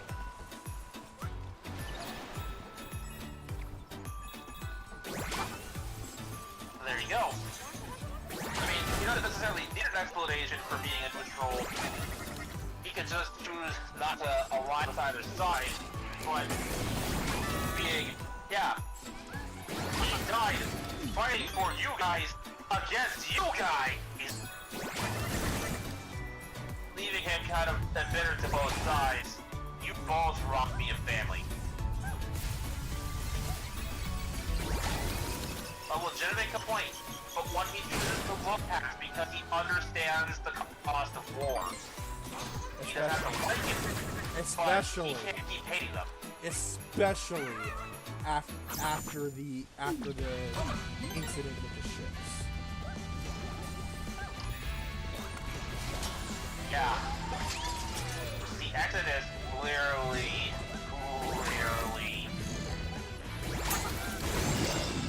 It clearly did a number on Breakback, and it was just respectless. And the best part is, when I read the Exodus, it could be the mass fleeing of Cybertron, or the ship that tried doing so and got smashed.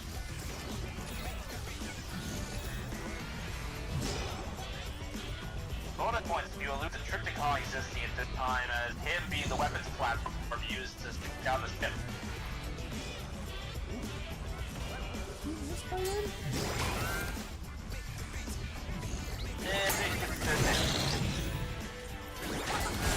I mean, you could.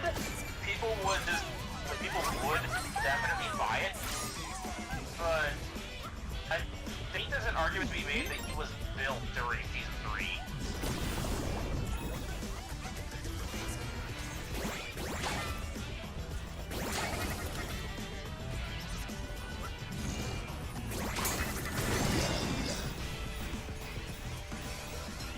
Or in the time span between Season 2 and the movie, if you want to count that Riddle City OVA. As he was literally the epic teaser shot. Saying, Yamaha is celebrating a victory in the hands of Metro, and then Triptychon just shows up. Megatron introducing him.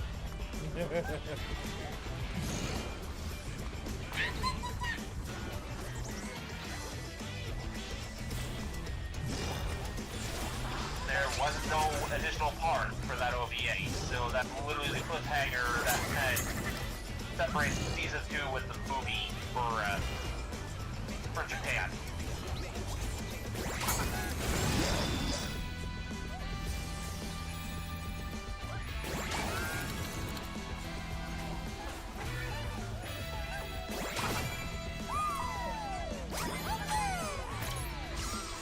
Or, who knows, maybe we could allude to my, headcanon alt mode for Megatron back on Cybertron. You know how G1 Mech turned into a gun? Yeah. How about his Cybertronian mode being a stationary artillery platform? Yo. Like, all four limbs become his anchor to the cannon, the actual gun.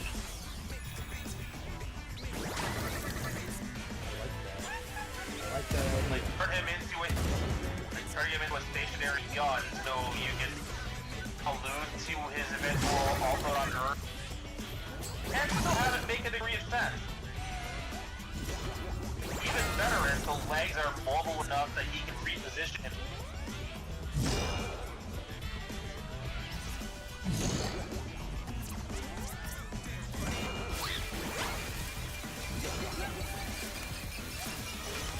In a sense, It also kind of foreshadowed Galvatron's cannon move. Yeah.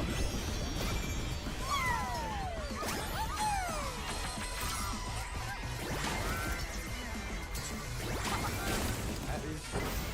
I might run with that idea.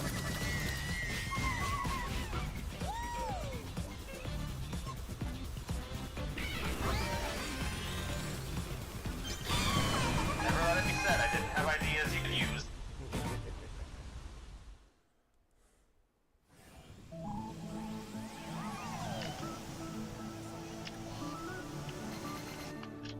And much like how underlings could hold and use the, handgun mode, it is an optional feature that an underling could choose to, man the gun.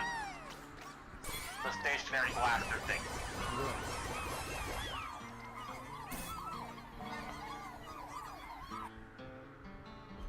In which case, now who exactly do you blame? The bot who turned into the gun placement? Or the bot who used them to open fire?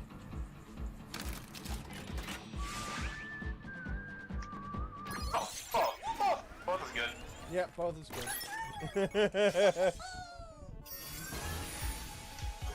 Which means now, given the two people who used Megatron in all the most, commonly in the cartoon, that means either your culprit for who fired the Mega Turret is still around, Soundwave, or is already dead, Starscream.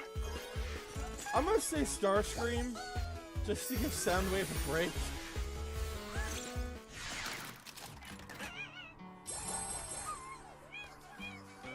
Because it was Soundwave who found out about the neutrals trying to leave by spying on Breakback.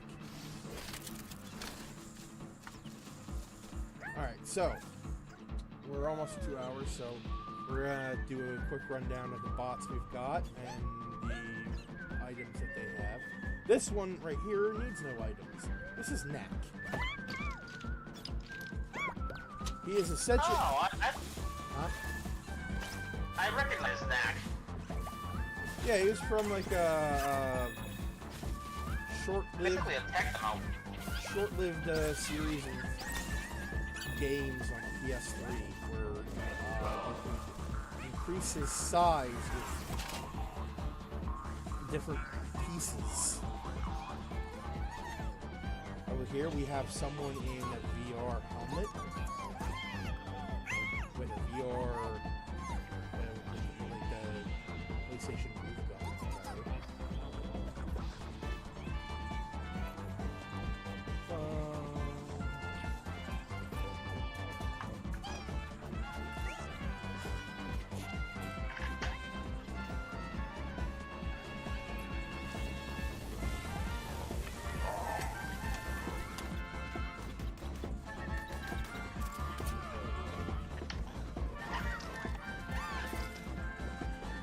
Oh, hey, here's Laura Croft. If you hit her, the raptor just starts cuddling her. She's like, no! Get away!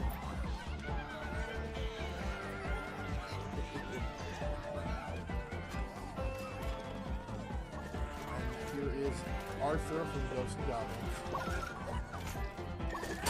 If you hit him, his armor comes off.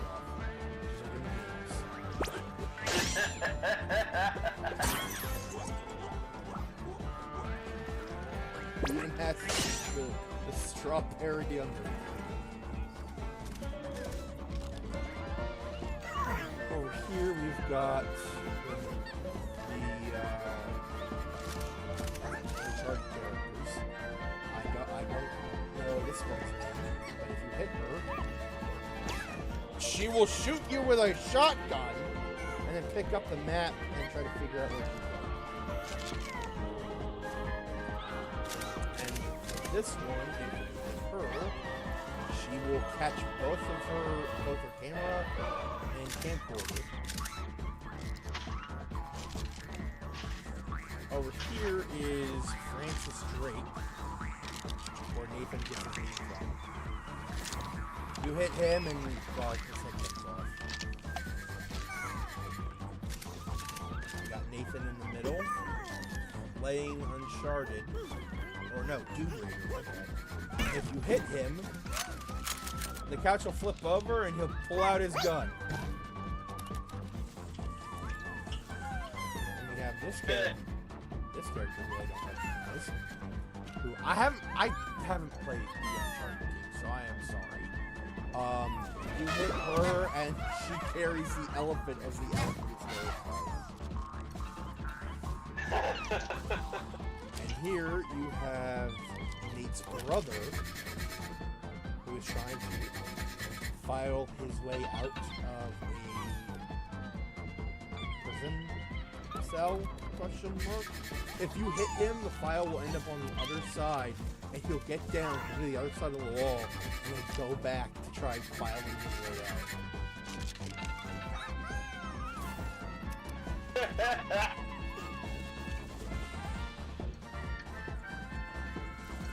Over here we have one of the main protagonists for Wild Arms 1. I cannot remember his name at the moment.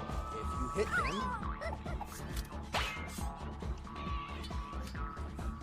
he'll pull out his gun, aim to shoot you, and a flower comes out instead. So I just thought of something for, you know, the immediate post-war era in Odyssey. I've established in some of the fanfic stuff I've written there that Rodimus is aware that they have to be like a symbol to motivate the Cybertronians on both sides to bury the hatchet and move on. So in this particular case, recall how I went on about, you know, prior to this, the Matrix allowing Rodimus to manifest his equipment from previous Prime. He makes a symbol of rebuilding by manifesting the Forge of Soulless Prime and using it to start rebuilding houses. Oh my god.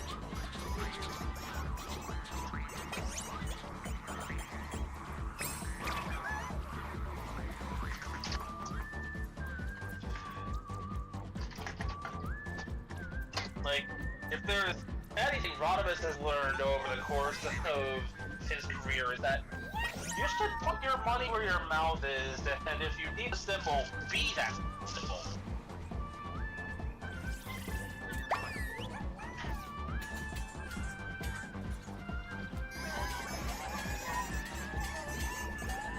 Rodimus learned to lead by example over these years.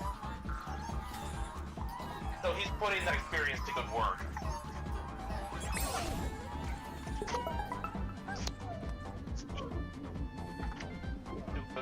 To good use. He's putting it to work. I English good, yes? I English good, yes. I swear, this language is not one language, it's 3 in a trench coat.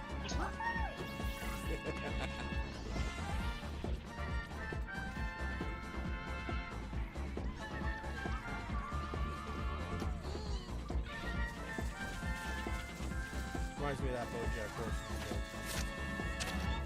You are aware that that's just 3 kids stacked on top of each other in a trench coat, right? Am I the only one who sees this?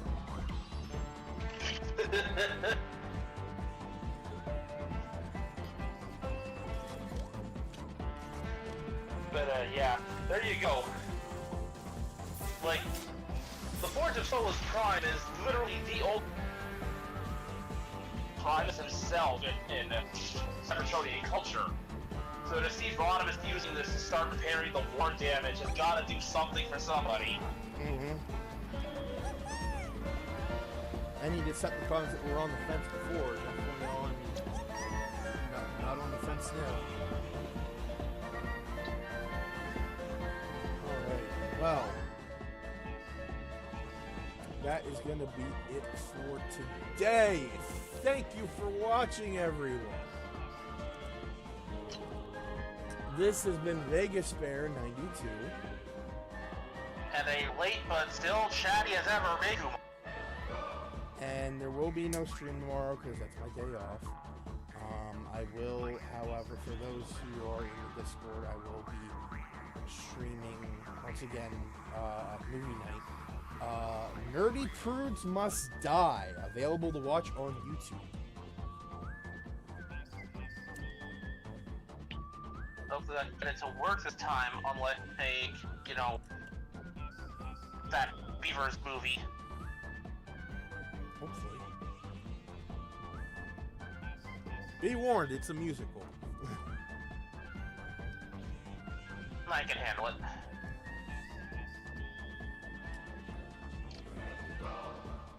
I will probably give like a brief rundown of the Hatchetfield series, or Hatchetfield series before we watch the musical, because this is part 3. This is the third musical in a series that consists of 3 musicals and 2 web shows, Nightmare Time 1 and 2.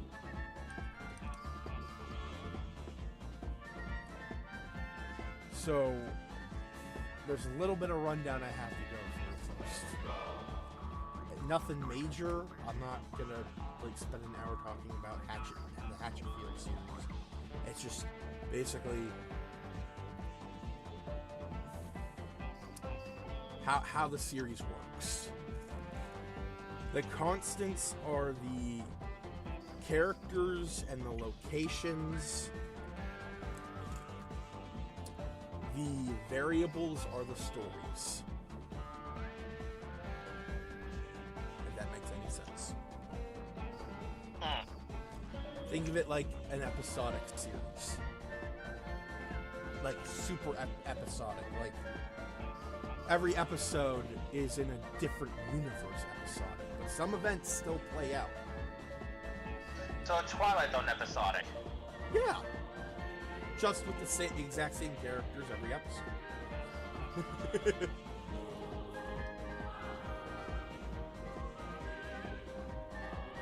So anyway, oh, that's the wrong button. Thank you all for watching. I already said that.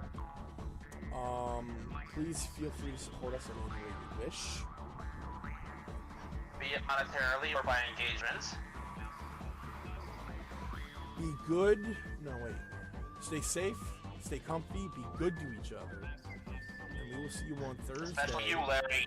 And we will see you on Thursday with Lost in Random. I'll have to let Seki know that we're playing that on Thursday, because he wants to be there for that.